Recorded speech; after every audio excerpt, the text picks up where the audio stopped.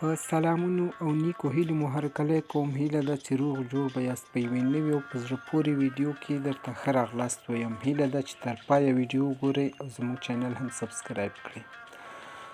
میرمنې کوم ډول کوروالی خوښوي؟ د بیلګې په ډول که مو میرمن ښکلوئ له ملا یې خامخا لاس چاپېر کړئ. داسې نه چې له لرې مښوکه ور اوږده کړئ او بیا یې د ښه سیکس تمه هم ولرئ. چې کله دې له میرمنې سره معاشقه یا مینه شروع کوله نو ټوپونه مه وهه. د سر له ویښتو مینه ناکو خبرو، د غوږونو له مالش، د غاړې له ښکلولو او بویولو، د سینې له مالش او موښلو داسې ښکته پسې ورشه.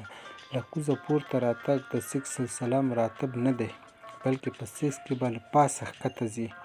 په هر حالت کله چې د میرمنې غبرګون مثبت و، هغه کار ته بیا دوام ورکړه. د ښځې پر حساسو ځایونو چې ښکاري یا دې ته خوند ورکوي خولې مه لګوه، بلکې ښکل کړه او دومره افراد پکې وکړه چې نورې حد نه وي. کله چې د ښځې پر شرمګاه لاس وهې، هڅه وکړه غبرګون ته په تمه شي. په شرمګاه کې ډېر داسې حساس ځایونه شته دي چې لاس وهل پرې ښځه سمه ګرموي. ډېر داسې ځایونه هم شته چې ښځه نا ارامه کوي. نو غبرګون ډېر مهم دی. نو په کوروالي کې له ځانه تربور مه جوړوئ. همداسې هغه خویندې چې دا لیکنه لولي یا دا ویډیو ګوري باید همزولي ورته ستونزه ولري.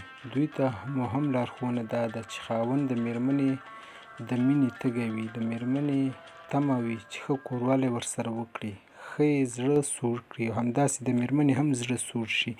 دوی هم باید خپل نظافت، نازونو، نزاکت او د خدای تعالی ورکړې لورینې په سم ډول وکاروي.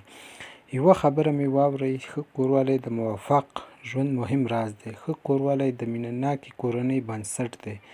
ښه کوروالی د خاوند د تل پاتې خوشحالۍ لامل کیږي. ښه کوروالی ښځه پر خاوند او خاوند پر ښځې باندې مینولی شي. ښه کوروالی ښځې او خاوند ته رواني او ذهني سکون ورکوي. ښه کوروالی د ډېرو کینو او عقدو پای دی. ښه کوروالی د رب پر راکړې نعمت باندې شکر ویستل دي.